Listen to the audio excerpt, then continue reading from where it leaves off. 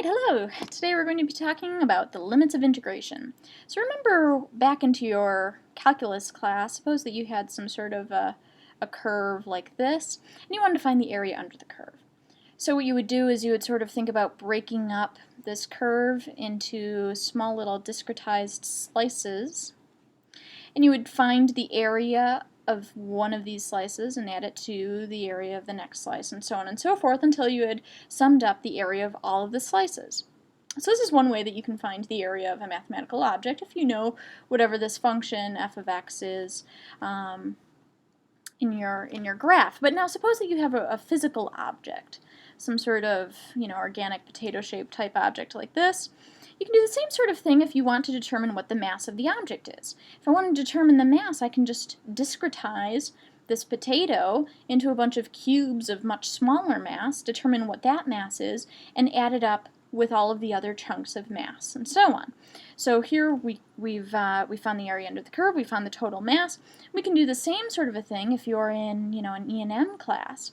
And suppose you have some sort of charged object, and you're trying to determine the electric field that's experienced at some point P due to this charged object. Well, you can just discretize this charged object into much smaller chunks of charge, something like this. Here's one chunk of charge.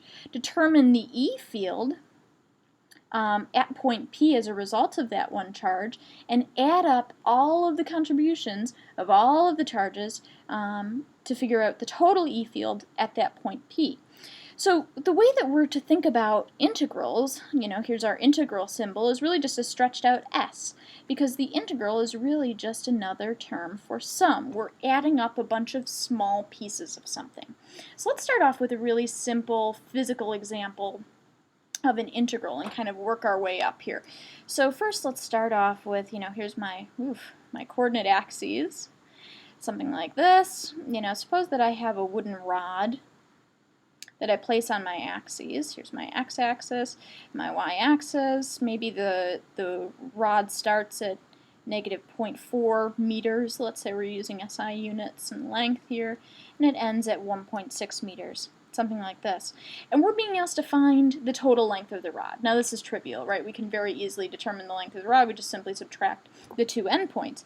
But the way that we would do this mathematically is we'd really think about breaking up this rod into a bunch of small, evenly sized slices, something like that.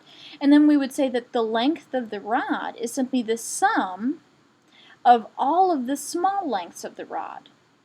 And now we have a way of really indexing all of these little lengths of the rod, because it has to start at negative 0.4 on the x-axis and end at 1.6 on the x-axis. And this is a very trivial integral to evaluate. Let's start at negative 1.4, go to 1.6, and so we end up with the fact that the length of the rod is, in this case, 2 meters. So that's something kind of trivial.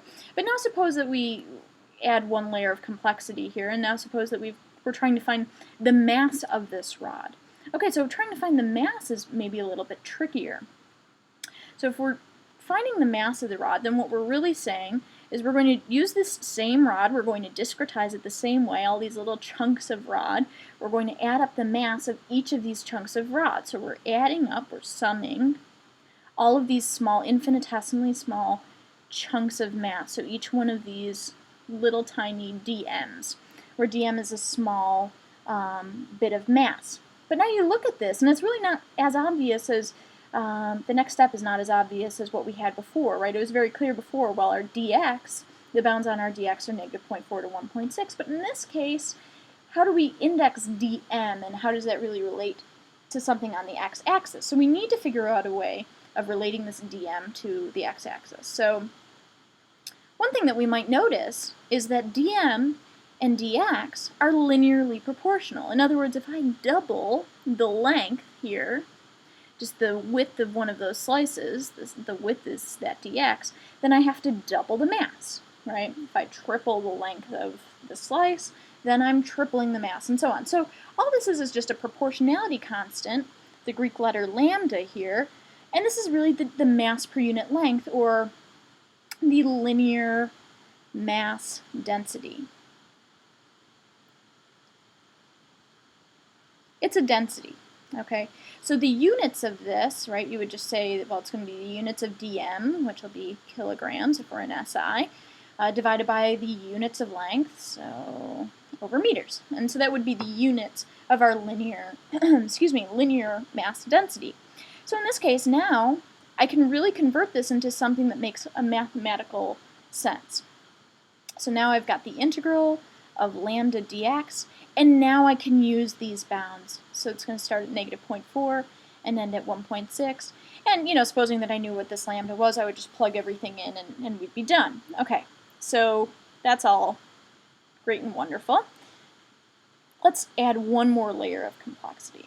Let's suppose instead of looking for the length of this rod or the mass of this rod, suppose that the rod is charged. Okay, so the rod has charge on it, and suppose then that we know charges create electric fields. So we would like to determine what the electric field is at some point down here, some point P, like this. Maybe it's down 5 meters from the origin. So we're going to again split up this rod into small discretized chunks. What I'm going to do is just focus on kind of one of these chunks, just taken arbitrarily, something like this. And we'll say that this chunk is out some distance x. And so we'll draw a vector r that starts at the chunk and ends at the point P.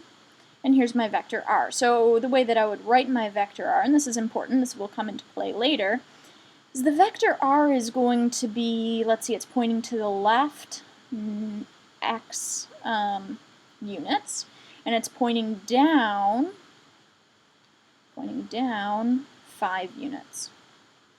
So I and j, remember, are the unit vectors in the x and y coordinate system, respectively.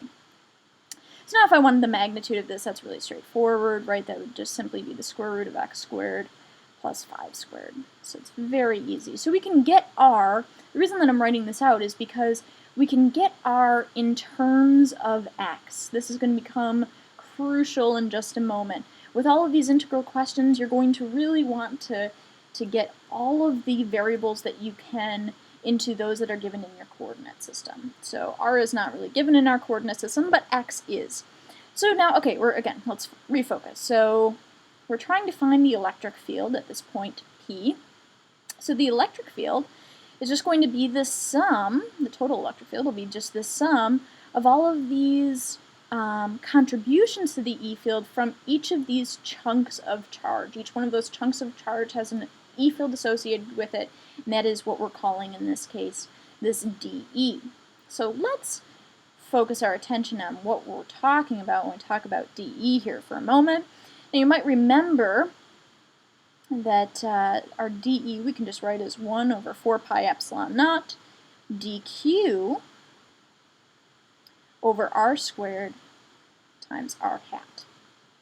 Now you may see that in some books they may write this coefficient out in front. They might just simplify that to just the letter k, for example. But this is really what we're talking about. Okay, so this is great. This looks really, really good. So we're going to think about taking this whole right side of this equation, of this dE equation, and plugging into that integral, which is all wonderful, except we have this pesky little dq here, and we still don't know how to index these limits of the limits of integration. So the dq we're going to have to convert into something involving, for example, dx, right? Because as we move along the x-axis, we're going to move along all these different chunks of charge. So just in the same way that we defined the linear mass density, we will also define a linear charge density. So here we have dq is going to equal lambda dx.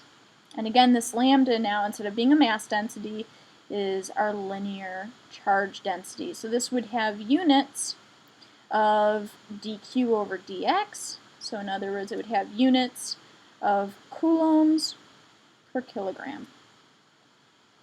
Okay, so things have gotten a little bit busy here. Let's clean it up.